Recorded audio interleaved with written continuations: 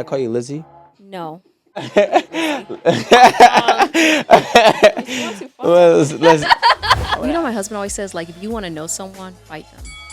And, like, not physically fight them, but watch what happens when you're in a fight with them. Because you will see a lot of their attributes. If they're petty, if they're, like, how they come at you. Do they go for the jugular? Are they fair? Like, things will be revealed. So I was a roulette player, right? And there was a rule. And the rule was never look at the other table. Because the other table is always rolling the numbers that you're playing until you get there. And once you get there, out of nowhere, here comes a double zero. Because for real, like, that's what I think life is. Life is just, we always at our table, right? But looking at the other side. And we're looking at the other table. So then you go do what they say, which is what everybody's doing right now. They're just doing what other people are saying. They're going to that winning table, and then they get there, and out of nowhere, they forget that table can lose too. Yep. And now they all lost together.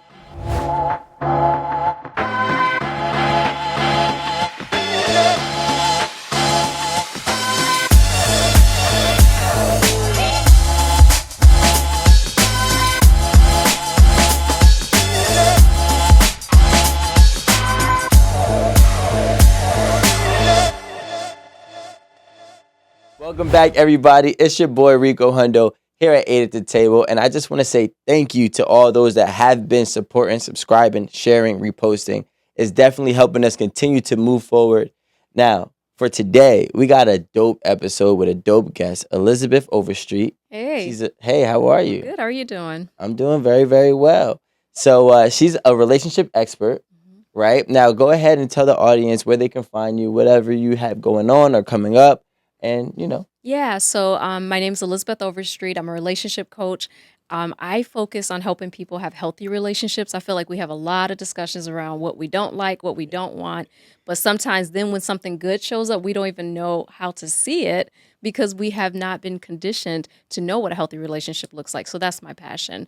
And if people want to know, more about the work I do, they can go to my website, which is elizabethoverstreet.com. That's dope. So we were talking and we were chatting, right? And everybody, I think you should know that she's an Aquarius. You had to out me. Because Aquariuses are great. Team Aquarius. Are you a January or February? I'm a January Aquarius, but like right at the very end. That makes sense. Okay, that makes sense. You got a little bit of the Capricorn in you. It's okay. No, that's actually would be, if I was at the end, wouldn't I be like Pisces, I think? No, you said January. Yeah, January 30th. Yeah, February is the real Aquarius. Oh, God. I don't know about that. Okay. I'm just messing around. I know. So today's topic, what we're going to start off with and definitely peel the layers back on, is basically choosing a partner who chooses you. And everything that, I guess, embodies that or, is in depth of that. So what would you say, I guess, what's the best way to look at somebody or best way to read that your relationship is someone choosing you as well as you are choosing them? So I think like when someone is choosing you and you're choosing them, there's a couple of things that are happening. There is mutual respect. There's communication. I think you can deal with conflict differently. It doesn't mean it's always easier because as you're getting to know someone, I always say like that's the beginning of dating, the discovery phase of getting to know them. But I do think that certain things will be more natural. So if you're not conditioned to like a healthy relationship, you're like, wait, this person's showing up, they're responding to my messages, like they're like asking me how I feel about things. That might feel abnormal if that's not your normal. But when they're choosing you and you're choosing them, that's what it looks like. It feels better. It's not crazy. Because sometimes when I coach people, they're like, this is just crazy. I don't know what this is. And I'm like, when it's crazy, it's crazy. You're not going to be able to figure it out. That's why we say things are crazy. So when it's normal, it's actually a little more chill. And for some people, they're just not used to that. And, and I could definitely fully align and relate to exactly what you're saying. Let's actually dive into the same question, but what about when you're after the dating phase? Let's say you might have been together for a year now. You guys went through the dating phase. You guys have now entered a serious relationship at some point in time. And now, what is like because it's easy to get comfortable in a relationship, right? And I guess like maybe someone could feel as if someone's not choosing them the same as they once were because the comfort has now set in. What would you say is a good, I guess, like pick me up or a tool that they can use to kind of get that spark again too? make their partner feel like they're being chosen again. Yeah. So, I mean, this comes down to like the foundation of how you set up your relationship. And Chris Rock jokes about this. When you first dating someone, you're dating a representative because we're all like putting our best foot forward. We're doing the most because we like, I really want to seal this deal. And then I think there comes that period where you get comfortable. Where you're like, oh, I've sealed the deal. And that's when you start to see the layers of that person come to be, and you're like, wait, who's this person or what's happening? But I also want to like remind people that like if you think about your friendships, you don't just know your friend, your best friend right away. You learn your friend over time. So like there's a time period that you got to give yourself to get to know someone, to see how they react to certain things. You have to see them in different seasons, and time will reveal exactly where they are. But as far as making sure you still stay on that path, I think this is the hardest part about relationships. You have to work at it every day incrementally. And most people are inconsistent. And in a relationship, a lot of us desire consistency. So either sometimes you're consistent, they're inconsistent, or they're inconsistent, you're consistent. So you're battling all of those different, facets of it as well. They say that baseball is the hardest sport, and I never could agree with that Mm, playing every sport. But they say that baseball is the hardest sport because it's the only sport where the consistency is the hardest. mm, Like if you can go and hit, 30% or 300%, whatever it is mhm, at bat, at all the times that you go to bat, it's such a low percentage. But to have that much consistency with that much difficulty makes it one of the hardest sports ever. And I'm like, okay, cool. But when you think about life, it's so hard to be consistent in everything, mhm. So I definitely agreed. I always say a great way to, I guess, keep and build your relationships. It's gonna sound bad, but I use this in business and everything in life. Um, Under promise, over deliver. Ooh, why you got to go in it like that? Because if I do everything up front, that expectation has been set, Mm. right? Now, if I give you little by little in increments, but I'm always constantly delivering more than what you've expected, I'm constantly always in the green. Okay, so I have something to counter that. I Okay. think more so you should go into it like just be you, be authentic. I think what ticks people off if you think about relationships when they fail is like when people have presented a false image, they've gone too over the top to your point, but and they just haven't shown who they are and the person like is in this situation like who is this? What did I sign up for? I think we get so mad when we're with someone and it's not like what we thought it would be. And I think a lot of that comes back to just people being authentic. So just Yeah. be you, and I think allow the other person to see like how do they react to that, when you're being you. And I think that's where we have to be a little more decisive, like, okay, they're not appreciating this, I need to communicate like this is important to me. But you don't want to give them all the answers up front. You kind of want to see how it's going to go, and then you're testing kind of in a way to see how they react. I think we don't give it enough time though. Yeah. I mean, I like to give myself in doses. I'm a lot to deal with, being me. I Mama's have to, shaking her head around here. yeah, I gotta just sprinkle it. All right, here's a little. All right, you didn't see this coming, but here you go. Sprinkle this Hmm. over there. So I have a personal question. So how did you get into becoming a relationship expert? Yeah, so Robin Roberts has this saying, "Make your mess your ministry." So I was messy, like when it came to relationships. I got married really young, then I was divorced, so I dated as a single parent, and then I always call it like my dark ages of dating. I was dating people I had no business dating, but they all taught me lessons. So I have all this knowledge that I want to impart to other people because I don't want other people to go through what I went through. And now I'm remarried. I'm in a great relationship, and the thing about it is that I just feel like if you can like kind of reflect back, when I reflect back, I knew there was just a lot of blind spots I had. I just didn't know what I didn't know. And the funny thing about it is my parents were married 57 years, my grandparents 60 years, my aunt and uncles 40 plus years. So I came from this family where I was seeing people stay together and be very happy. So I knew it could happen and I thought it would be easier than what it was, but I wasn't approaching it the right way. So I try to like my passion is like I want to see people happy. I want to see people in the right relationship dynamics. I hate when I hear vanilla advice like if you do these one, two, three things, like it's gonna work because I think each couple's different, Yeah. each dynamic is different. So that fuels my passion. I just want people to be in a good place when it comes to relationships. Yeah. So what? Okay. So throughout this, the messy phase. That's what you called it. Yeah, yeah, Right. I want the yeah, dark age. yeah, There we go. The yeah. dark age. What was it like? What was I guess what were you attracted to or what were you attracting, right? On both sides of the fence that was, and what also made you think that those were good decisions, or at least temporarily good decisions at that time? Yeah, I think like when we're first dating, we just don't, a lot of things we're doing, we subconsciously and consciously have observed. So a lot of it comes back to childhood. A lot of it comes back to what you observe with your caregivers or your parents and how they showed up in relationships. So I kind of was looking for my dad in pieces, but then I went through a rebellious period. So I was looking for something opposite of my dad. So I was kind of screwing myself there, but that's another story. But so when I first was dating certain people, I would be like, okay, he's really cool. I like him, I'm attracted to them. We have chemistry, but maybe he was emotionally unavailable. It took me a long time to realize I needed someone who was going to be emotionally mature. Like it took me a minute to figure that out. And there were guys around me that were showing me that, but I couldn't see it because I was looking over that for other qualities. So I learned to really kind of dial into attributes that no matter what happens, if we lose everything, like how is this person? Like what is Yeah, their compass to rebuild, or what is their work ethic, or what is their are they humble? Do they have a good sense of humor? Are they compassionate? So I had to go deeper.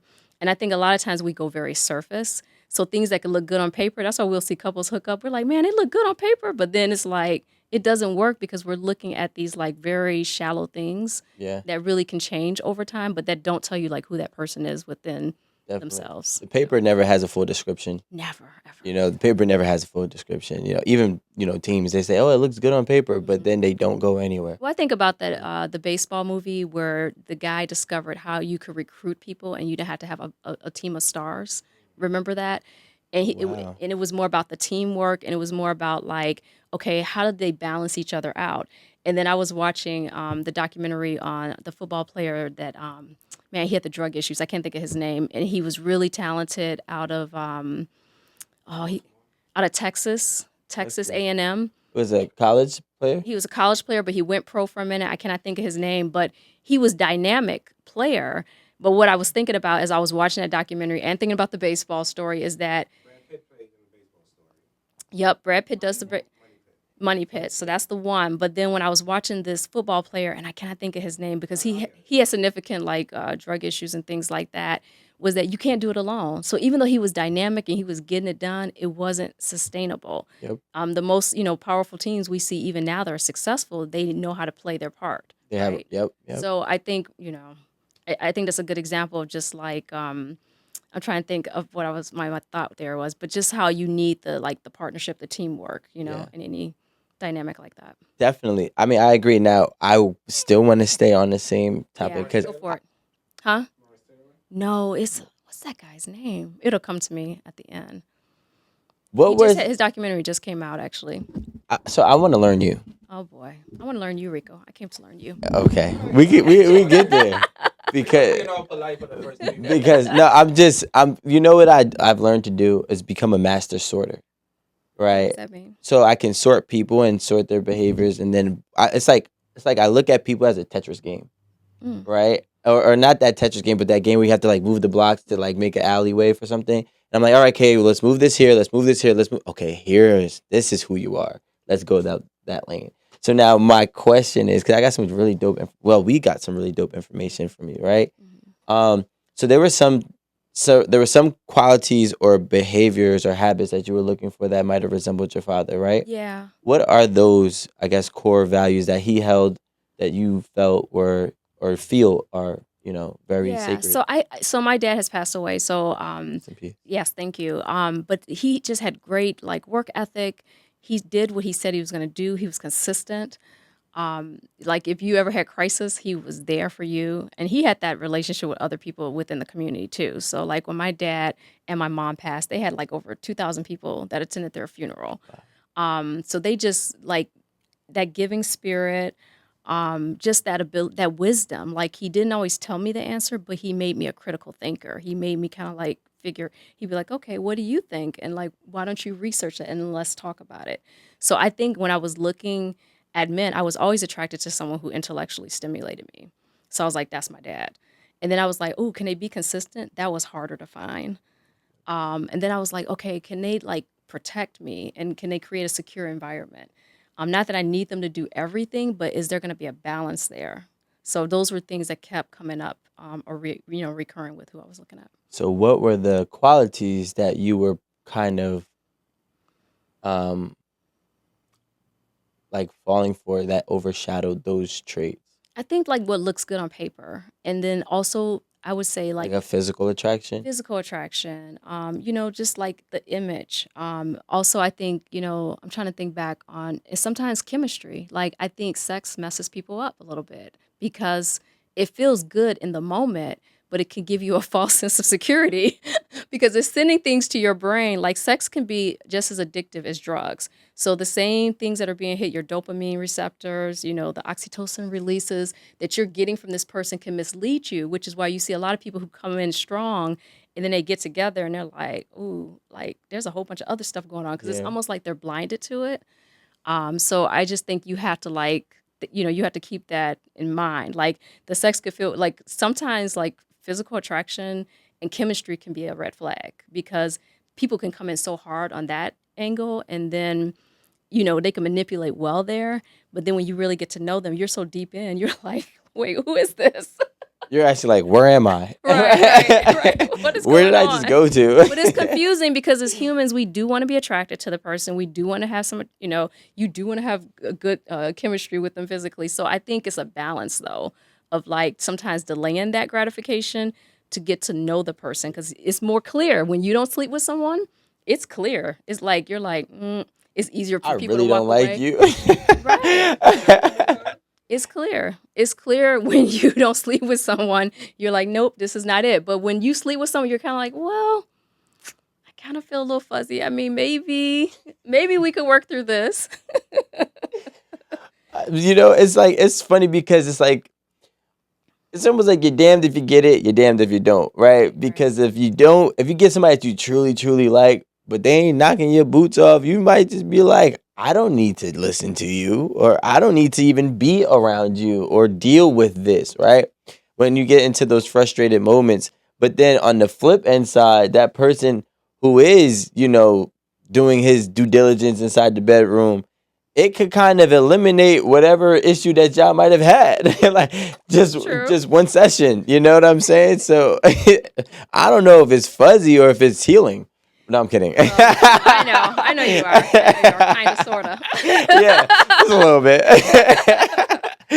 Sounds like you had a personal experience with this, but go ahead. I mean, Or two. because they say that like what's it? There was I forgot what comedian guy said this, but he had did a stand up and basically said like he was homeless, so he had no choice but to have good sex. Right. What? And that always supplied a roof over his head. It's kind of funny. Yeah. All right, so like everybody gets fed up to a point, right? Like Hmm. when you get fed up with your results, that's what's really like your transitional period, right? When you might have experienced the same exact result that you didn't like 10 times, and that 10th time you're like, I am done, right? It's usually sometimes it's even more than the other nine, Hmm. and sometimes it's just the icing on the cake. So I'm saying all that because what was your fed up moment? If Ooh. you in your dark ages? So I'm gonna tell you what happened, and this is, I have to credit somebody for this. One of my friends. So I was at this point, like I had everything. I was successful. I'd done well, with my daughter, raising her, and I was like, I went on this trip to Jamaica. I was sitting in this five-star beautiful resort, and I was by myself.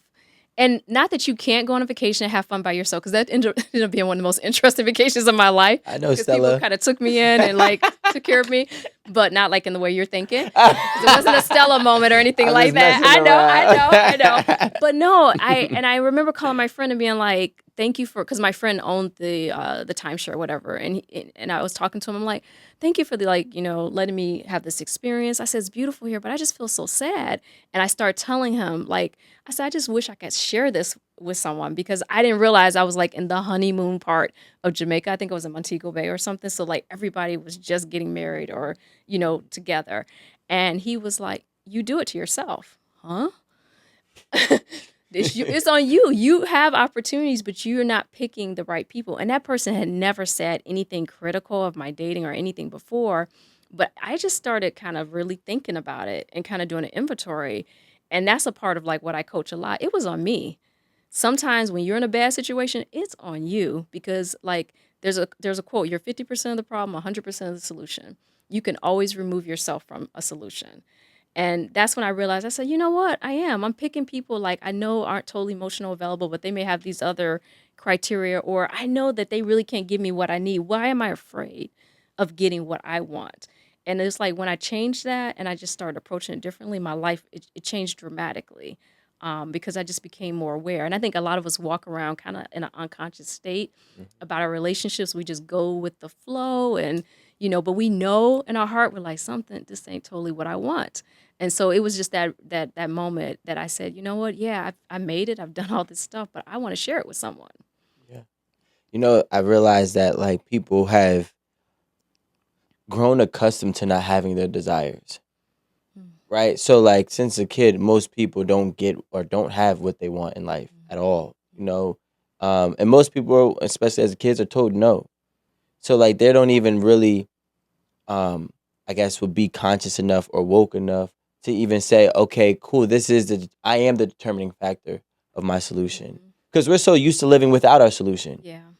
So I think that that's a great moment for you. Um, And can I add something? I yeah. think people are conditioned, even in relationships, to not know what good looks like. Hmm. And what I mean by that is I've had conversations with people where they're like, I'm not supposed to hit somebody when we're fighting. Like, but if they don't hit me, then that means they're not passionate about this relationship. I'm like, no, no, no, that's not how it goes. Wow. Right. Or there's people out there that didn't have a father figure or a mother figure and they still desire it so hard. So they kind of keep getting into situations because maybe their parent went through something, they had a drug issue or drinking issue or whatever, and they end up in these codependent relationships and they don't know anything differently because this is what they've lived. It's been their norm. So, dysfunctional can become functional, to your Yep. point, without people it really being their fault per se. But I do think that once you do know and you have a sense like, okay, this is not working for me, this is not making my life easier, that's when you have to wake up and become a little more conscious and unnumb to it, right? Mhm. So you can change it. So I think some of it's just circumstance with people. Yeah, and willingness. Yeah. And I think there's always a breakthrough moment. Not always, but for those that have the breakthrough moment, it's always got to be something from, you know, a really just a lost place. I think like for me, like I had to admit to myself that I was lost for me to understand that I need direction. Yeah. And nobody wants to admit that they're lost That's because we true. all think that we figured it out, Mhm. or we all think that we have the solution of a problem that is actually just going to be an ongoing problem, or a growing problem. So I think that when you have that moment, that's when you're like, okay, cool. Well, I am lost because I'm seeing everybody else do this, right? Or I'm seeing everybody else have this, I should say.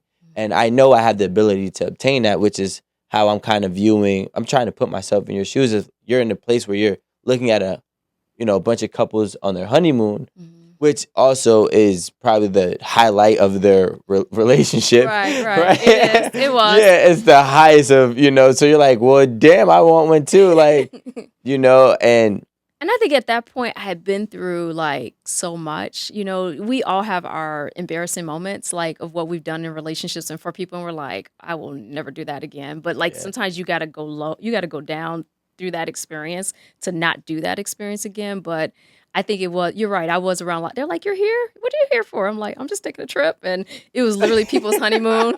I'm like, what are you here for? It's my honeymoon. It's my honeymoon. We're celebrating. I was like, oh, okay. And I think it kind of like, it did. You're right. I was like, I'm getting people's high moment too. I think that yep. was part of it. Yeah. So, question, right? Hmm. Being that you've been through the dark stages, or My dating dark your ages. dating dark ages, I should say, your DDA, I like it. It has an right? acronym now. It's growing.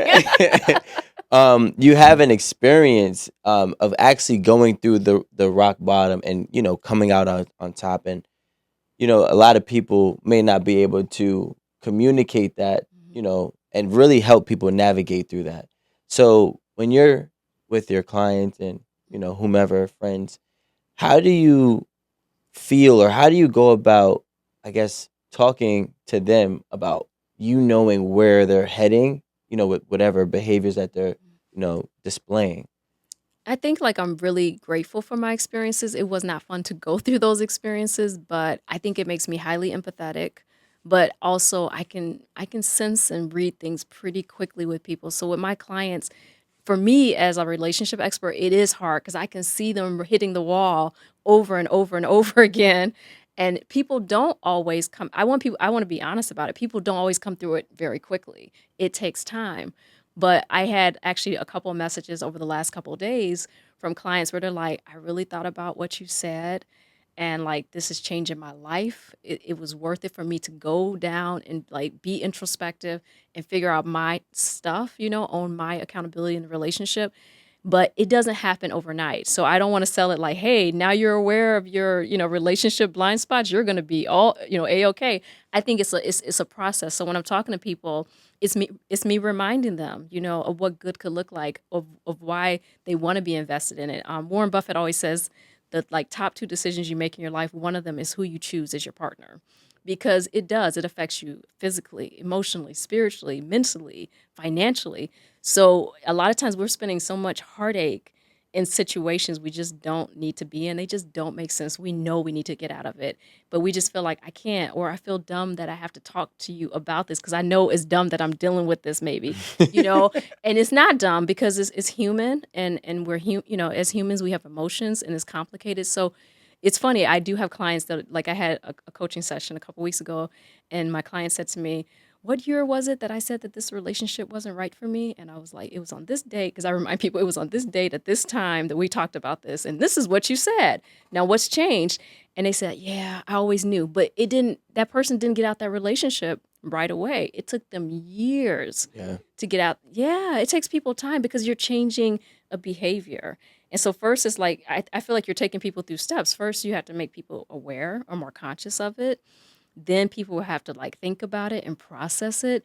Then they have to kind of experience it again. Some people quicker than others, but it Yeah. just takes time to change those things. So what about, I want to kind of bring this full circle with today's topic, right? Yeah. So what about when you have a person who is choosing you just as much as you were choosing them, but they're still the wrong person for you? Tell me more. Like, what does that look like? So you both are mutually interested, but how do you know they're the wrong person for you? Well, because like maybe they just have like habits or behaviors that are not actually like benefiting you or could be detrimental to you, but that person still shows up for you, day in and day out. Mm-hmm. Or they're like, for example, let's say there's the bad guy, and a good girl likes the bad guy. Usually, like those bad guys are very loving, Mm-hmm. right? Like they love that girl, they treat her with respect, but his habits outside of that house Are not good. are not good. Yeah. Right? So he's still showing up and he's choosing her, which is making her probably saying, okay, well, he's here for me. And although he may be, he's also doing things that could technically put them in harm's way or just put them in a bad situation. Um, I guess what I'm trying to ask is, how would we, or how would you communicate to somebody that, hey, listen, I know this person does love you. He demonstrates or she demonstrates um, their love to you, and they display all the different things that you're asking for, but that they're just not a good person outside of you. Yeah. I think we can have sometimes blind loyalty in relationships. So like it's kind of like, but that person was there. They were there. And that could, Yeah. and if we really are about the loyalty, that could weigh in pretty heavily. But I think in that situation, I would say, okay, let's do an inventory of like what you want in a relationship, what you need. Let's talk about what a healthy relationship looks like, and then let's talk about what your relationship looks like. And I would compare with what's important. If they have children, it's even more important because I don't think we think about this a lot, but we have love legacy. Like my parents left me a love legacy. My grandparents, I saw them going through it and pushing through it and staying the course, right? And staying committed to each other. Learn, they have disagreements, but they would show us like how to talk things out and then let it go, or to regroup and talk about it. I would also impress on that person, like, what legacy do you want for your children? Because your children are always watching and observing. So a lot of the cycles that we see that are dysfunctional in families is because it just keeps going from generation to generation, right? So it's a love legacy that's been passed down that is dysfunctional in a sense. Wow, that's dope. I actually saw Jordan Peterson. I'm gonna paraphrase what he said, but he actually said something very similar. He said that um, parents fighting an argument is borderline essential, Yeah, realistically, it is. Yeah. because especially like when you have kids, Mm-hmm. because they need to understand that a fight or an argument, not a fist fight, but like Right. a Right. debate or Constructive argument. yeah, Yeah, I constructive feel that. argument should Healthy not friction. exactly Mhm. should not be like you have to be able to process it, handle it, and deal with it, and realistically problem solve that because it's almost inevitable, Yeah. throughout your life, no matter if it's with your loved one or whether it's with your partner or coworker. You know what I'm saying? So I definitely do think that that's great. I think it's super important. I've worked with people where they never saw their parents argue. And Yeah. so guess what their mechanism was? They would disappear or they would just not argue. They would just go away. They didn't know how to have that conversation. And they didn't realize it until we really talked about it. Like I never saw my parents have any healthy friction or have a disagreement. So I really didn't know how to weather that. And the way they watched their parents deal with it was, one of the parents would like leave or Wow. avoid. So I think that's something that is, important for people to learn that there is going to be healthy friction. You can model it in a good way for your kids so that when your kids have things they don't agree with someone on, you're actually teaching them good skills of dealing with conflict as well. hmm and listen, I'm a big advocate for adversity. Hmm. I think adversity is essential for anything great. Yeah. And I mean, we could add healthy friction to adversity. Hmm. Hmm. We can add, even non-healthy friction to adversity. But it's realistically like how you deal with it and how you assess it afterwards is what really, determines where you go after that. And like I have kids in my house. There's two kids in my house. There's a 9-year-old and a 2-year-old. And me and my girl, we might argue sometimes, right? But we always get to a point where we're like, okay, like if we had an argument, let's just say we had an argument that was bad, Hmm. right? We'd be like, okay, now that we've gotten to this point where we come to terms to resolve whatever issue that we had, let's explain this to the kids, Right. right? And so, like, I'll sit down. Kason is my son's name, so I'll sit him down. My daughter doesn't really fully understand yet; she's 2, but like, we'll sit him down and we'll actually break down to him what happened and what transpired. That is digestible for his age, of course. Mhm. Just so he can understand that, like, listen, parents do fight, parents do argue, whatnot, but as long as it's nothing that's overly Yeah. disrespectful, of Yeah. course. Yeah. Like there's definitely Yeah. boundaries. But I think that we get into this point where we want everything to be perfect. Yeah, there's no perfect relationship. I know people get really like confused by social media, and Yeah. they're like, "Oh, this picture, I see these pictures of this thing," but I always say that's one snapshot in that person's relationship, and it's probably their best snapshot. What you're not Yeah. seeing is the fight that may have happened before the picture or after the picture, or how the kids did this that created this Yeah. dynamic of conflict. So I really feel like it set us up for like this false sense of what happens in relationships. I think relationships are full of like imperfections because we're imperfect as humans. So, and Yeah. happiness is so fleeting. Like it's an emotion. It's up and down. Like every day, even within ourselves, we may feel really great one day, but not so great the next day. So if we measure our relationships that way, we're kind of doomed because it's two people with two emotions, right, that go different ways. Yeah. I think there's periods of relationships where people like are in good place. I think there's times where you're just fighting with your partner. It's just like you're agitated, and I think there's parts where it's very bored. You're bored. Like it's just normal. It's nothing really exciting happening. I think all of that's the normal part of a relationship. Mhm. So okay, let's get into it, right? So they do. I probably even said it. You know what I'm saying? Like, but this is before I had a kid, so I was giving advice without actually being You there. were doing it without having the Yeah, experience. Imagine that. yeah, exactly. Like, come on. Maybe I didn't. Who knows? But there are people who say, never stay together for a kid. That's like the Mhm. new thing. Mhm. That's like it's looked down upon, it's shunned upon if you are staying together for the kid or for the kids in general. Um, what are your thoughts on that? I think it depends on the couple, and what they want for their children. And, I think it also depends on like how I don't know, like what are you deeming is the reason you shouldn't be together? So I think we're very quick to be like, I'm not happy. I want out. You get on my Yeah. nerves. You chew too loud. Whatever that thing is. But it's like, is it really something that you can deal with? Because the reality in relationships is you're never going to be 100% satisfied. I think we need to take 100% out the picture.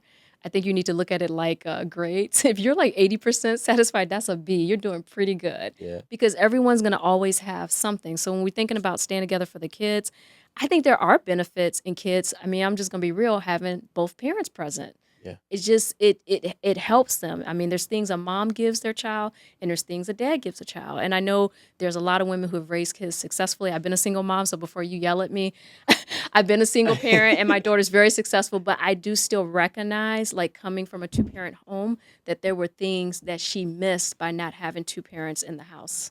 Yeah. So I think we need to be realistic to that.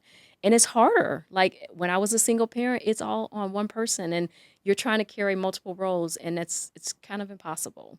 Something's gonna falter just because you're just one person. So I think there's a lot of value to having two parents in the home. But I think yes, if it's a situation where it's detrimental to your children, no, you don't stay together for the kids. Is it a situation where you can maybe talk to a therapist or a relationship coach about it and see if it's things you guys can work through? Because sometimes you need another mediator or a third party to help you navigate through things. I think that's the downfall of a lot of relationships too. People try to do it alone. But if you think of anything in life, like when we go to like get a promotion, we go get a mentor, right? Or we go do Yeah. all this research, or we're gonna go run a marathon. We don't just go and say on marathon day, I'm gonna run 26.2 miles. Nope, you go find a running group probably, or you find a running partner. You go get the right shoes. You do your research. You start practicing. But when it comes to relationships, we give up so easily, and it takes effort. It requires effort, and that effort is over time. And I watched that with my parents and my grandparents. They weren't always like in like happy land. They had hard moments, but they were like, we're in this together. We're going to stick through it. And that was beneficial for my siblings and I to see that process. And I think I would argue that a lot of couples that were together for, let's just say, 20 to 50 Yeah. years, Yeah. that had kids, I would argue the kids saved their relationship. Oh, there's some of that because your kids always bring you back together, Yeah, and I think that Yeah. I think that we we've gotten to this point in reality where it's just like I don't care about anything but me. Yes. And it get like to a point where it says I'm not staying together for my own child is crazy to me Yeah. because it's like my happiness has to be above my child's, Mhm. like, development and growth, and my happiness has to be above, this household. Now, I do agree there should not be certain extremes that should be tolerated, but you do need to exhaust all I think, yeah, options. you don't take, I think like marriage is not just a legal agreement, it's actually a spiritual covenant. That's why sometimes people, like, you feel like you can't get rid of your ex when you're married because it's like you are like really bonded to this person. And I think when you are thinking about, okay, do we stay together or not, you really have to think about your children and how that's going to affect them. And there's things sometimes you don't learn. Like my daughter, there's things I learned later that she had a hard time with the divorce. She understood it. I think kids will understand, like, because they're going to love you, you're their parents, but there's certain things that it can create, right? Yeah. And it's going to have some effects. So I just think people need to be realistic about that. But that being said, I just talked about gray divorce. So like a lot of baby boomers are getting divorced. They have the highest percentage. They're like 43% are getting divorced. Wait, baby boomers are what age Yeah. group? So that's like about 45, I think what, 50 or okay, so the people who are born between 1965 1980, but these are people like their early 50s to their mid 60s. Okay. So they've been married, some of these people 20, 30 years. You see it with Bill Gates, Melinda Gates, right? We saw it with also Jeff Bezos, right? Yeah. Him and his wife got divorced. He looks really happy with Laura, so shout out to them. But bottom but bottom line is that people, I think the pandemic like shifted people a little bit because I think they were sitting around and people were fighting about masks and like you're in this political party and you're in this, and they had been together for years and kind of overlooked these things. And I think it amplified.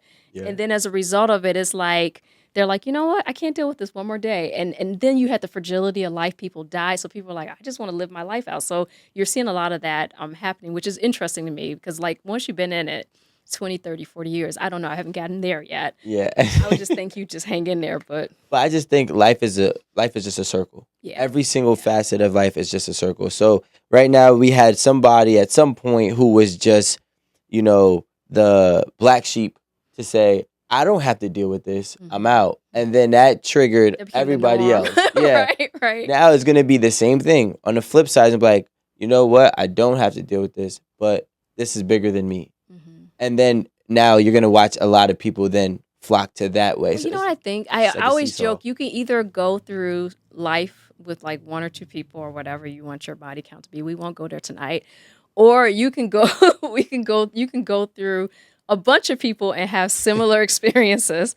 So it's like you're either going to go through it with one person, which is what we see in Yeah. those long-term relationships. I bet you the people we talk to who've been together forever, they can tell you like you'll tell them you're going through a hardship and they'll laugh at you like, "Psh, yeah, I went through that 20 years ago." Like because you're having the same experiences either with the same person or different people. And then sometimes what you see what we talked about when it's not the right partner is where you're having experiences where it's like it's a pattern. You see it kinda, but you're kind of ignoring it until it just smacks you in the face in some weird way. And you're like, oh, okay, I think I need to break that pattern. Well, I feel like the people you're talking about that stay together are now divorcing, all right? Because Yeah. the boomers are Yeah. like, well, it's not because it was the boomers. I think it was a Gen X. It, Yeah. yeah, great divorce, silver splitters. Yeah, Gray divorce. because it's like you're older. Yeah, Silver splitters. yeah, but it's starting in Why the am I getting 50s. divorced at 70? That doesn't even make sense. Yeah, you gotta look. People are living longer. I might have a good 30 years. They're like, What's his name? Rihanna. oh, I thought of the No, guy I no. was thinking about, Johnny Manziel. Oh, I didn't. Wow, you know. Sorry, it just came to me. Yeah, Johnny Man's. So the funny thing is, I know what you're talking about, but I didn't click it. Yeah, I actually started just to do research. I was like, he's still doing things. yeah, he's playing like league, like international. Yeah, he had drugs and He drinking. was on drugs and drinking. Really? He was like a whole like Christian guy. But you know he okay, go ahead. Well, cuz so what I was reading about and like researching with the great divorce is that the thing that people get ticked off about in that is like number one, they could have less resources because you may have had one person that was a breadwinner, the one that wasn't. So you have less time to make it up. But I'm getting to your legacy. But the other part is legacy. Like people get mad because they're like, who's going to carry the legacy? Because now once that family's broken, is different versus like when I guess that couple's together Well, is what I was reading. But yeah. who do you think will be more inclined to want to push forward for a love legacy? You mean like female or male? Yeah. I don't like to generalize. I think it depends on the person. Like, there was a thing about Lionel Messi. He was a very famous soccer Can I call player. you Lizzie? No, well, Lizzie. Um, you want too far. I want to ask this a question again. But Lionel Messi, he's married to his like childhood sweetheart. He's been with her since he was a child, and like he like totally everything he did with soccer was because he wanted to please her. That's the other thing about men. Like if they make something, no, like if it's about something bigger and you're part of that bigger, they're in, and he's still with that woman. And they say when he takes pictures with women, he will not touch them. He never wants his wife to feel like anything's happening. I mean, he's an anomaly because I don't think I'm about to most say guys he's will. like, and He's honestly, a super soccer star. and Everybody wants him. Yeah. because I listen, he probably got. Yeah, I'm about to say he probably got caught up, and now he's chilling. I don't know. That could just be like. See, that's the thing. You can't generalize. He could be that guy that's like, I just want to be with my childhood sweetheart, and that's it. She's built with me. I've known her when I didn't have anything. We built this together. That could be his fantasy. It could exist. Can I really? I know, guys. Can I you know, look guys. me? I know what I you're gonna want you say. to just look me in my eyes and say that again. Because I don't. You are a very smart individual. I am, and I know men too. Trust me, because I know I have brothers, so I know things. Yeah. But like I just feel like there is that guy sometimes is like it was a guy actually that I could have married like that. He's the same consistent dude. He was like, hey, we get married, you could do whatever you want. But I just was like, oh, What do you mean? Do whatever you want. he's like, well, during the time I was dating him, like we were in this, similar religion, and like he was like, whatever you want to be, you could be. And he's like, what do you want to be? I'm like, I want to be a lawyer. And he's like, I'll support that. And he's like, I just didn't know he had certain ambitions because some people are so quiet. But looking at him now, I'm like, oh my God, we did have a lot that we had in common because my mother really wanted me to marry this guy badly.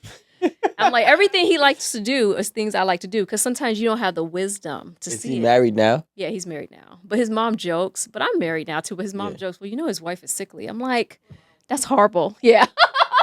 Is he the one that got away? No, I don't feel like he got away, but I feel like it's a lesson and like that's that grass is greener. I'm like, would it have been different because he actually was compatible with a lot of the things that I'm interested in. Nah, I don't believe it. You don't believe it? Nah, because the thing is, it's like I think that again, adversity does help you shape up, Yeah. right? And it will correct you, or you'll just be a I victim think I'm to it. better in my relationship because of the stuff I went through. Because I Exactly. appreciate what I have. And I think sometimes you have to go through situations where you don't have it or you take it for granted or it's bad or detrimental for you. For when you see something good, you can actually appreciate that thing that's good. Do you I think think it's that real. do you think that your friend is or your ex is like, what would you rate his happiness scale from My the outside ex-husband. looking in? What would you rate his He's a very optimistic guy. So in general, but Oh, he's an Aries. he's an Aries. He's a happy guy, but he has shared like he's like I was young, I was making bad decisions. Like Yeah, he yeah. came back and apologized. It took many years. Aries, it takes a long time.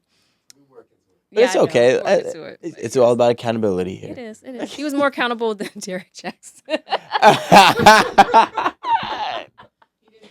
Nope, he didn't blame me. Damn. Yep. What is what is or are the biggest challenge or challenges that you realize that people are having to obtain a successful relationship? Yeah, I mean, there's a couple things that come to mind, but I think like people struggle with like how to communicate what they want and advocate for their needs. And I talk about women a lot in this, not saying men don't have a voice, but I think in society, men is you can have your voice, you can say whatever, and people are like, yeah, I think I agree with that. You're not judged as harshly for that, but I think women are kind of sometimes shut down from communicating their needs, so they go into like a survival mode in their relationships.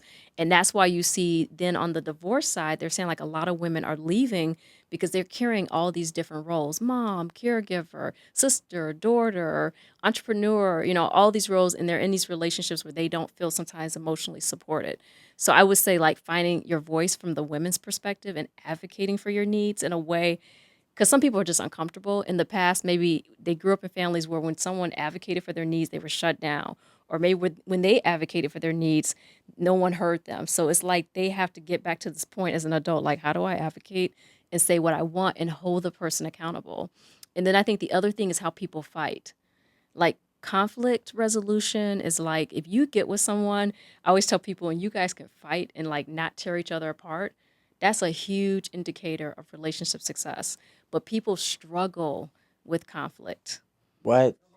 Yeah, they struggle with it because people fight different ways. For some people, when they fight, if things get elevated, they're afraid they're going to say stuff they can't take back. They're afraid it could escalate because, again, they could have experiences they're bringing into it. So they may avoid, they may disappear. And you're like, why are they disappearing? I need them to talk to me about this, which makes that person more like ramped up and more like, why are you pulling away? So I think like understanding. That's why I said take that time to discover someone. In a year, you don't know someone. You think you do, but you really don't. I mean, it takes time, but time will reveal like who they are. But just thinking about the conflict piece, like you need to know, like, hey, when you get upset about something, how do you typically handle that? Like, what feels comfortable to you? I think like being curious and asking these questions, or in the early phases of dating someone, I think that can help you have a better, success with the conflict. But I think that's a big thing. Well, my husband always says, like, if you want to know someone, fight them. And, like, not physically fight them, but watch what happens when you're in a fight with them. Because you will see a lot of their attributes. If they're petty, if they're, like, how they come at you, do they go for the jugular? Are they fair? Like, things will be revealed. So I feel like when you are having a disagreement with someone, can someone, like, step away and say, you know what? You see things differently. I respect that. Can they even hear it? Because some people can't. As soon as you start having a disagreement, some people are so defensive. Like they just shut down or they can't I fight to. carry it. Yeah, yeah. It depends on Did y'all how hear mad about I. Mary J. Blige's husband? He came for stuff and he had no kids or anything with her. Nah, he had to though because the whole movement is crazy right now. So he had to stand up. He had to fight back. He Oh, had to fight brother. back for us. The He Too movement. Yeah, it's a he too. No, but yeah. So I mean, I'm not gonna lie. Don't fight me, cause I fight to kill. Oh. So Let's dig deeper into that. I will fight to kill, and that's why I don't fight because I Well, why know do you how. feel like you fight to kill? Because I'm not gonna fight anybody that I unless I deem you as an enemy. So I will go into the 10th power of trying to talk this out. This is a little Aquarius, you guys. When I go to Quiet the with it. when I go to the 10th power to talk this out and you still didn't take all other, different avenues, it's like, okay, so you really want the smoke. You want the smoke? Here's the smoke. So you go extreme, huh? I mean, it depends on what deem You extreme. said to the 10th. I mean, that's pretty extreme. It's pretty extreme. You know what I'm saying? I Yeah. ain't gonna lie, it's pretty extreme. But my thing is because I don't, I do very, very well at communicating, right? I'm not, you don't have to guess. I will tell you exactly what it is. And I'm actually too good at communicating because nobody even knows how to accept communication, right? So No one? not nobody, but I'm just asking to you get what follow I mean? up. I'm talking about no one in my life. So like when I start speaking about things, it's like, okay, it can come off as harsh, but I've learned over the years my delivery could make Oh, something. I like that you said that. So you had some self-awareness Oh yeah, a that lot. I'm a good communicator, but I may need to temper the way I communicate, even though I'm a good communicator. That's good Yeah. awareness. Well, that's why that's how I became a great communicator, Okay. right? Because before it was like you don't have to guess, I would just speak, Mm-hmm. right? And I know that most people are never given the truth as raw as it is in their life. But okay, I'm gonna challenge you a little bit. Yes, ma'am. So when there's conflict, I think sometimes there could be two dynamics happening in a relationship. One person is like, they're gonna come in, they want to solve the problem. Let's talk about it. Let's get through it. I'm communicating what I need. Okay, we're good. Then the other person's like, I'm not ready for it, or I need to process it. I need to like reflect on it. Can we table this for a minute? And that could feel uncomfortable for a person that's used to like solving through it. So I think you can have different dynamics that create what you think you're having good communication, but you have to understand your partner. So I had to learn this because I'm the person that's like, come on, let's talk about it. I want to solve through it. My husband, he's more like a processor. And so sometimes he would come back to me later and be like, yeah, I heard what you said about this and I want to try to do this differently. And I would think sometimes he wasn't listening because in that moment of us having the disagreement, he wasn't telling me information, or he would be like, I don't want to talk about it anymore. Yeah. But I had to learn, like, oh, you know what? He needs time to process it. I don't need to give him 20 issues at once. I need to focus on like one issue. I need to tell him how I feel in a better way. I was very direct like you, so I understand exactly what you're saying. I'm like, I need to talk about the emotional effect and how this is going to help our relationship as a whole more so. Because when you come at it like I'm in it to win it, or if you come in it like, my way is the right way, No, it's not. it just it It's doesn't not. end well. But I think that communication, when you're communicating with a partner, you need to be able to speak clearly about whatever it is that you're feeling, Absolutely. and also provide some type of solution, Yes. right? I think a lot of people will come But in. sometimes, can I challenge that a little bit? So sometimes it depends. Like, and you know this, you have kids. So I learned this too. Like my teenager, like she would say to me, like, I would say, yeah, what you should do this, and this. She'd tell me her problem, and I'd be like, okay, let's figure this out. And then one day she said, I just want you to listen. I don't need you to solve through this. And so each time I would talk to her after that, I would be like, is this you venting? Do you want us to problem solve through this? So I think it's not just communicating and giving a solution, but like really communicating and saying like, okay, what do you need in this moment? Because sometimes the person doesn't want, they may know the answer, but they just may want to talk it through with you. No. I understand what you're saying. I'm not speaking in that context. Okay. I'm speaking from a me to them, not a them to me. Okay. Right? So, because communicating and listening, I guess listening is a form of communication. But in this exact, I guess example, there has to be a doer and there has to be a receiver. Don't you think like too, like listening is not just like listening, it's actually like an action. So it's like sometimes we may think like, how you're in that moment with someone and you're ticked off and you just bleh, because it's been building in you, and then that person bleh, back to you, and it's like you're trying to clean up this whole mess, but you can't like really clean it up. So sometimes in communication, it is one way. It is you just listening to someone without always going to a solution. But I'm not saying you can't or you shouldn't have a solution, but it just depends on your audience. But like my thing is this, I'm not a build up person. You're never gonna get something built up out of me. Because the only way it gets built up is if it's been repeated. I'm not that type of person. You can bump me and then, I just hold it in, and then you bump me 17 more times and then you get all 18 of those bumps. Yeah, I've never been you that let things person. out immediately. It Yeah, sounds like yeah, because in the I don't have moment the I don't have the capacity to to hold hold on all to that little in, things, right? which is healthy. But some people they don't have the capacity on the other side to always like give to say, hey, I feel this way. Like Oh it may yeah, take yeah, them yeah. a like insurmountable amount of courage to be like, man, you really hurt my feelings the other day when you did this, this, and this, and you could hear them their voice shaking or the nervousness. So all I'm saying is you have to give consideration to both parties. Yeah, of course, but that's not the solution. Here's the solution, right? And he would be talking to me later about this. Here's the solution. Well, like for me, and like what I had to learn to do was I will write things down, right? Mm-hmm. Because I don't, first and foremost, where I'm going in my life and everything that I've acquired and accomplished in my life, I don't have time to deviate off of this road to be upset about something that I find minuscule. But at the same time, I can't afford for this minuscule thing to To persist build up, and yeah. build up, right? So I will write something down, and the way that I will approach it is like, depends on the person. I've never really had a toxic relationship. I've never had a relationship where I fought all the time. Mm. Besides really one, and that was because Instagram was new.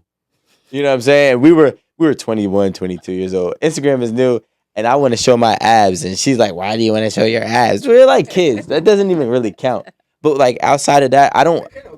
All right, whatever, it counts. It's part of your relationship history. All right, so we'll chalk that one up. It's my car Right. facts. Yeah, Sure, one accident. yeah, that's my one accident, and it wasn't even my fault. I wasn't at fault.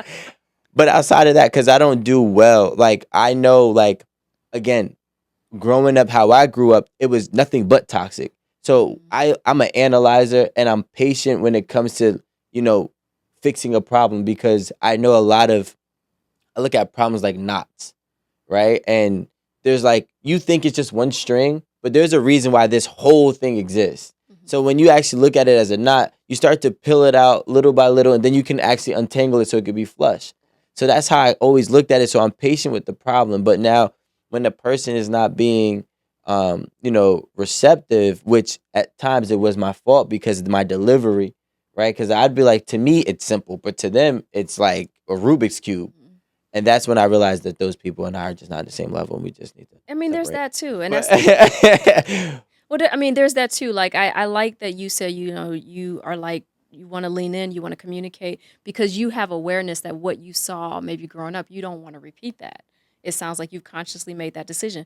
But some people grow up in situations and that's all they know. So when you're yeah, getting someone, you're getting all of their history, all of their cargo, all of their baggage. Get it? Relationship, you on the ship yeah, together, and you're like, so the way you might deal with it, it might be very healthy, way of like, hey, let's talk about it. But you could be with someone else. I'm just saying, be aware that you're like, why are they shutting down? And there could be a reason. And I think it's important to like explore that, like Do how you people have an deal with things. index finger? All right, repeat after. I mean, do this. Let's practice this exercise. This don't sound good.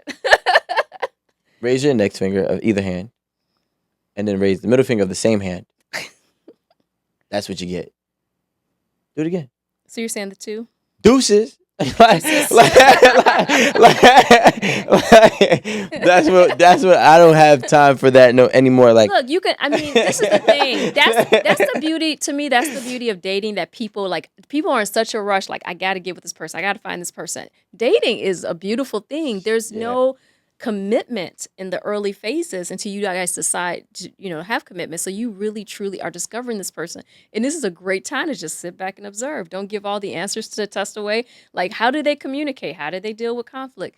Now, if you decide, okay, you know what, maybe there's just gaps because of things they experience, but I really like this person. Okay, jump in and say, hey, let's talk about this. But just sit back because people will always show you and tell you who they are. yeah. But some of them will do it 5 years later. Some people are good, but people I don't think can play that game more than a year, honestly. You don't think so? No. Yo, I know. I think there's always signs. When I talk to people who break up with people or who divorce people, they always can go back to the moment where they were like, I felt something in my gut That's- at this point, but I ignored it. I think it's us. Sometimes we just push it away, but we know. And then it kind of keeps recurring. And we're like, yeah, I know this isn't the right thing, but you just keep going down that road into something so toxic happens. You're like, I can't ignore this anymore. That's your breaking point. Your fed up moment. Yep. Yes. There is a woman who went online to say that women who move to areas, rich areas such as Dubai, looking for men that have money, are not emotionally intimate, and they won't be. They're just stimulated on financial stability. So when a man with money wants love from a woman who's just craving financial stability, he's never going to get that emotional intimacy that he's feeling for. Mm. So like you're having a imbalance of people just living together, Yeah. and they're just living to cover. And then once you're with someone, and we don't talk about that Yeah. like this, there's an exchange of energy. Like, Yep. so sometimes people are like, why do I feel crazy? Because you're dealing with crazy. So that crazy's in you too, because you're having sex with this person, Yeah. you're intimate with them. Because you're right. My friend lives in Miami. He said it's like a competition there of women trying to get these guys with money. And it's just like a game. And they're constantly gaming these guys. And it is sad because these guys I think what happens with guys is guys are so physically drawn to women that it becomes like a blinder for them. So they overlook things and they don't see things until they're deep in that relationship or have children with that person. But I don't think. Ooh. I think Yeah. so. But guys need to go deeper. No. Guys, don't you think? I mean, I feel like guys need to go deeper, even though, because I'll hear guys say this all the time. It drives me crazy. That's my preference. No, Well- I'm not talking about that. Wait, who's part. the- Let's wait, what? just say that The let's say- physical let's say part. I'm a guy. Uh. I'm The single, looks. and I'm joining. Well, I think what's happening is that I think, in my opinion, when you have this imbalance of just people and their own desires and really just realistically the ignorance of their own needs, right? You have this guy who will want a beautiful woman, but we are physical seeing Get creatures that. first, Yeah. right? Mhm. But there's two sides to this coin. This woman knows what she needs to do to get to this man who has this X amount of money. So she needs what representative she needs to play, right? So when you're playing a game, you're still gaming somebody. Mhm. You're still leading them astray. You're still going to lead them to emptiness. And you're going to give them a false reality of this filled void that's only going to grow bigger and probably end up on a podcast hating women. And then we Talking get about someone we know. then we get mad at the guy, but the guy didn't break his heart.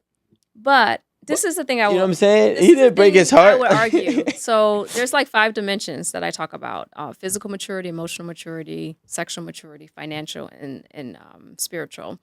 So if a guy is just like, oh, she's beautiful, and he stops there, he hasn't physically matured. He's still living in the body of an 18-year-old or 20-something-year-old, because it's like we all know as you are in a relationship with someone, you're going to get older. Things can happen. Right, beauty fades. And I always say to people, can you love this person right where they are, but like who they are? So they always say men marry hoping the woman doesn't change, women marry hoping the man does change. But the reality is like you're just looking at one component. Now a mature man is like, okay, she's beautiful, but what's her backstory? They're gonna go deeper. So I don't think it's just on the woman that's like beautiful to showing up and she's like breaking this guy's heart. I think it's on the man too to develop in other areas so he doesn't keep having that experience. I think it goes. And I mean, here's the thing. we have plenty of examples of guys we see and hear, and they get the baddest chicks, and they still leave those chicks. So it's like, so they looked at that one component. They had kids, and they were like, and they saw other things, but they're like, well, maybe she won't be. No, this you way. we gotta stop. First of all, we're not gonna downplay a woman's ability. No, That's we're what- not. We're not downplaying a woman's ability. What I'm saying. Hear me I know out. where you're going with this. Hear me out. So then let me Go let on. me finish. I Let have me a feeling, but finish. go ahead. So like the thing is, and this is just my opinion, Mhm. right? There are women, and I say this all the time, right? A woman who have slept with a lot of men or been with a lot of men can please a man more sooner and faster than a woman who is inexperienced with men. The same way a player, a guy who is a player, he's been with a lot of women, can please a woman and know a woman and get a woman to do what he wants her to do more sooner than a guy who doesn't have that experience. And I would say when you meet that person, you better run. But the thing Or is, pause before you sleep. You pause because this is the thing. We're going back to the dimensions. That's limited. That's limited sexual maturity. That's limited physical maturity. Because you're saying to me pretty much like, dang, she could please me. Okay, game over. no, I'm I'm not. gonna surrender. Well, people do it every day, right? I'm gonna surrender everything to this person, and then your life turns into a mess, and you're like, why is my life a mess? Because you haven't matured enough to say, okay, she's good, but like, let me slow this down for a minute and let me look at the other dynamics of this person. But I agree with you. Yes, there are people that have the ability to Don't connect. try to align with me right now. I'm aligning with No, you because because I you didn't understand even where let you're me coming from. finish what I was Okay, saying. go ahead and finish. Because you went left. Okay, go ahead. Go The- back. the- Take me right. Right. So now what happens is when you have the ability, right, Mhm. to know somebody, you can feed them every single aspect spiritually. I You can disagree with feed that. Listen, But keep game is going. game. You can feed them because if I know how to please a woman and I know what women like, I know what women crave, right? And if some women, you got to know how to do more than one thing. Some women they might just like you just because you're a cool guy and you might just look or dress nice and smell good. Some women gonna say, "Hey, I need you to, please my mind." So you know what he does? He brings out a couple books that he's been studying, and that he can actually align with you intellectually and now physically. So now he's at 2 out of your 5, right? Mhm. And don't let him have a spiritual background because if he knows a lot about religion and or spirituality in itself, he can literally stimulate a woman in those 3 phases. And most women and most men too, because a woman can do the same to a man. When you have that ability to be able to be versatile amongst those areas, those are the ones that are realistically the heartbreakers. The Mhm. heartbreakers aren't the one who just got you because she looked good. Because 9 times out of 10, you had 5 other dudes that told you that she wasn't for you, right? I'm speaking from a guy to a girl. And 9 times out of 10, the girl had 5 girlfriends that said that guy wasn't for you. So she has to double back and he has to double back and say that y'all were right. The real heartbreakers are when no one saw it coming. The real heartbreakers are when we all Which is thought, why I tell people take your time. yeah, See that person in all seasons. Time is a revealer of things. And I hear what you're saying, but like when I talk to my clients who get gat on certain things that you're yeah, talking yeah. about, the thing they will say is like, you know what? They can't really like intellectually stimulate me, or I don't feel emotional connection to them. So yeah, they might be good at faking it for a minute. I mean, because there are true players out there. There are people out there. They have game. I mean, Out they here, do. Are players too? you come to a tri-state, it's a All I'm crazy gonna say world. both ways. No, I know, I know. Girls are players too. Exactly. See what I'm I'm saying? from Chicago. I'm not. Yeah, Yo, yeah. I get it. No, but my thing is, all I'm saying is that the game has changed. It has elevated. Hmm. And when I say that in a sense where people are now have the ability to realistically come off as if they can cover, almost every single aspect. Now, granted, yeah, you're right. With time will You show, gotta time put the will time tell. in. I think people try to erode the time. I think like Yeah. online dating, it's good that you can now meet more people, but it's bad because it's like going to, and the women in the room will understand this. It's like going to the nail shop and you have 100 colors. You're like, I have 100 colors, and even when you choose that one, you're not happy because you're like, maybe I should have chose that other color. And I think online dating is like that, where it's like I have all these options, but really, what people have found out is like it's kind of the same people on other apps, right? On Hmm. the so it's not about quantity, it's about quality, and I think to get quality, it takes time. I Anything agree. you're diligent, like you built up things in your life. I could tell you're a hard worker. It took you Thanks. time. It took you time to get there. And I just wish people would put that same time into a relationship because I think they would sometimes see when something's not right. And I think we have like something in our brain. I go back to your intuition and your heart. Your heart is more emotional, of course, but your intuition usually it will be like something is not right, but we just don't lean into that Yeah. sometimes. But I do think with time, you start to see things. But a lot of times we're eroding that time because we're like, I just gotta like get with this and figure, we'll figure the rest out later. And you got like so there was just a I forgot who it said. I forgot which girl said, but she said, "Oh, Glorilla." She went on somewhere and said that women should just play in their 20s, their Mm. entire 20s. Yeah, realistically, women should be toxic in their entire 20s. But now here's Well, the I'm here to problem. say, don't waste time doing that. Yeah, Like that's a right. waste of your time and your body and your energy. Like you don't. I feel like why we have enough examples of what doesn't work. Mm. And I always joke like Cardi B likes going home and being married to her husband. Now, even though they have stuff going on in their Yeah. relationship, she's a former stripper, right? She's a rapper, she's a businesswoman, but she still likes the structure of a relationship.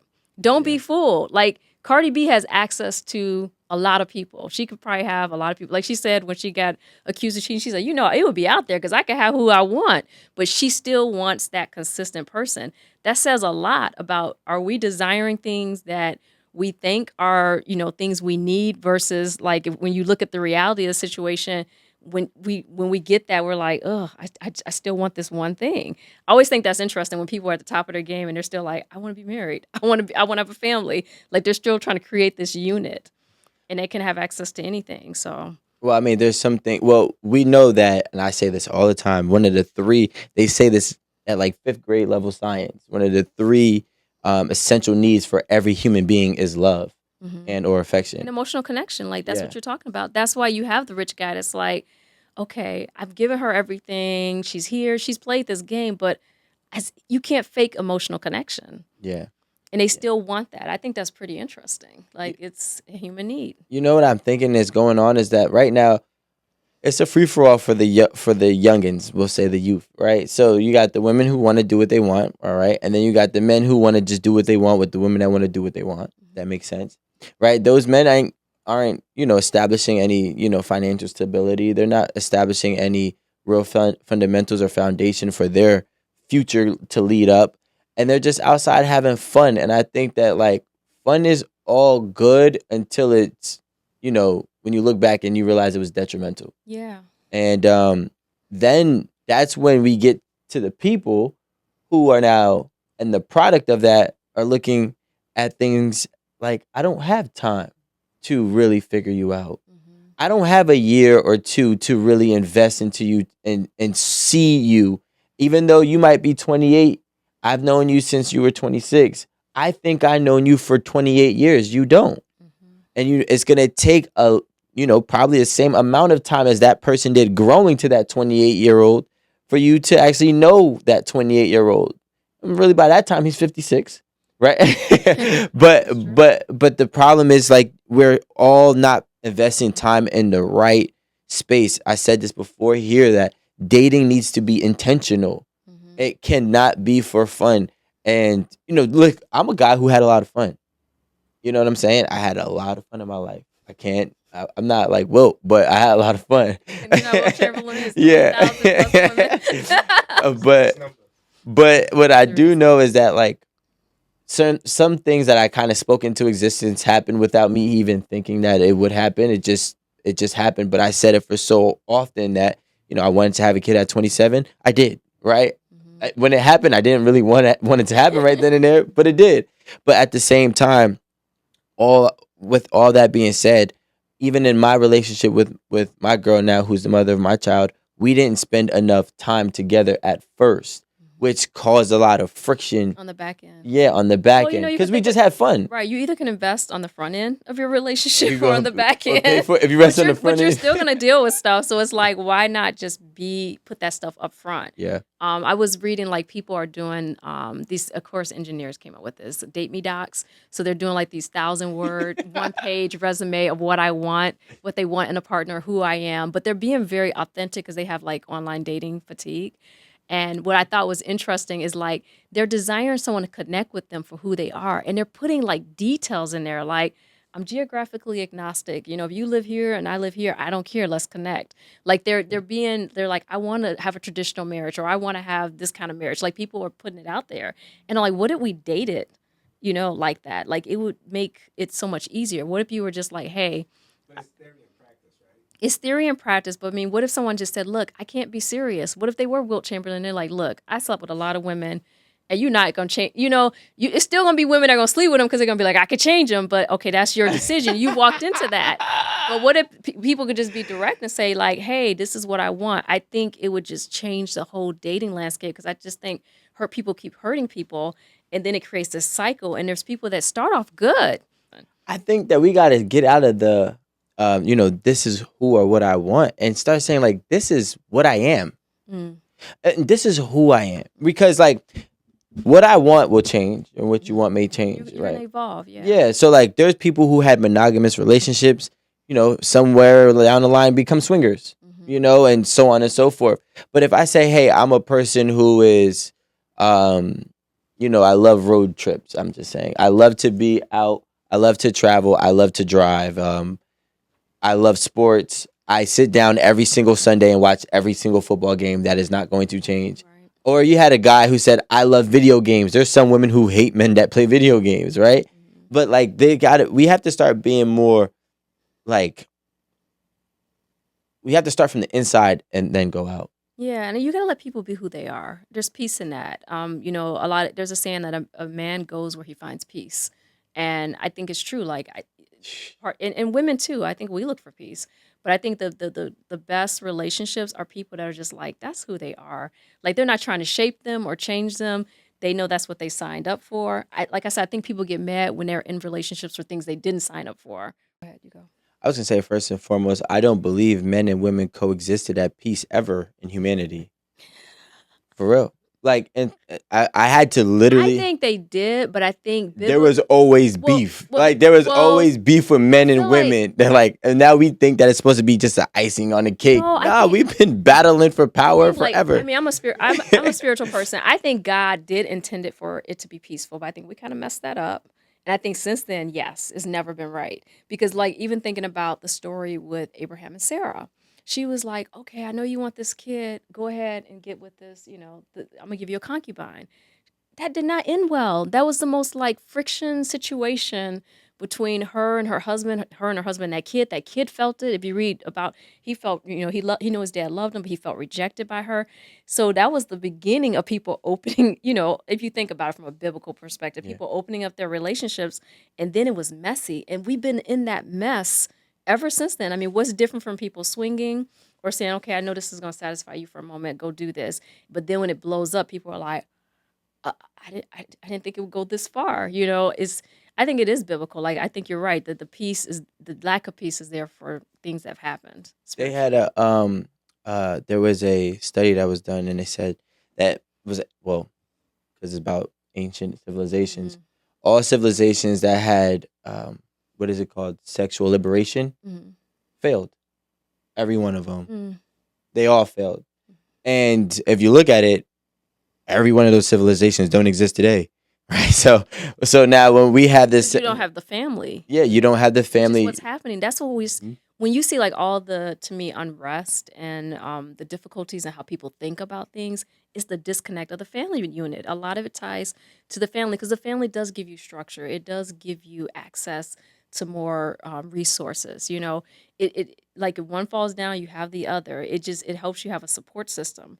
But you said something earlier, and it made me think. Like I think a lot of people are married living single, or in relationships trying to live single, and the two can't coexist. You need people to be in a partnership. You can't be on this like island by yourself and be like, okay, I need you for this. That creates an emotional disconnection. And that might be what you're hearing from the guy where he's like, well, I'm giving her stuff, but she's emotionally disconnected. But then he's like really not there for her emotionally. So how can she like show that for him? So there's a lot of that happening today too. Did you ever go to the casino, or do you gamble, or have you I've been gambled? in a casino, but I'm not a big gambler. Have you ever played roulette? I've seen it, but yeah, I Okay. haven't played it. So I was a roulette player, right? Mm. And there was a rule. And the rule was never look at the other table. Because the other table is always rolling the numbers that you're playing until you get there. And once you get there, out of nowhere, here You comes need a like a double book. zero. You need like a book of analogies. Like, because for real, like that's what I think life is. Life is just, we always at our table, right? But looking at the other And we're looking at the other Yeah. table because, at one point our table was rolling our numbers and we were making Right. money. You're like, but maybe this table might be better for me. I might have better luck. And I done seen 22, 24, 17. I'm like, damn, all my numbers are over here. Then you go to that other And you're table, like, wait, this table's messed up in a way too. and here comes a 4. Right. You're like, So then you realize you're the problem. and then but the thing is, and you know what happens? Like, see, people who gamble, they're gonna understand this too. They're gonna really align. The worst part about it is when you're a roulette player and you're watching the other table celebrate Mm. because everybody's winning, Mhm. everybody's You're yelling. just catching them in a winning moment. Exactly, but you know what you want to do? Be a part of Be a it. part of it. So then you go do what they say, Mhm. which is what everybody's doing right now. They're just doing what other people are saying. They're going to that winning table, and then they get there, and out of nowhere, they forget that table can lose too. Yep. And now they all lost together, Mhm. except for the people who quit early. And that's relationships and gambling 101. Lord. But You're yeah, welcome. thank you, Elizabeth. You were great. One more time, can you tell the audience what you have coming up, where they can Yeah. find you? So I am finishing up my second book. It's called Love Can Be Messy, but You Don't Have to Be. Because like I do think that love is beautiful, but I think it could be messy at times too. So I'm gonna give people some real tips, whether you're single or in a relationship, is ways to like kind of work towards having that healthy relationship. And again, if people want to check me out, they can go to my website at ElizabethOverstreet.com. But I had a lot of fun talking to you guys. Thank you for definitely coming in here with some great insightful words. Also, question: do you have a release date on your second book? So I don't yet, but when I do, I'll definitely let you guys know. Okay, perfect. Love your opinion on it.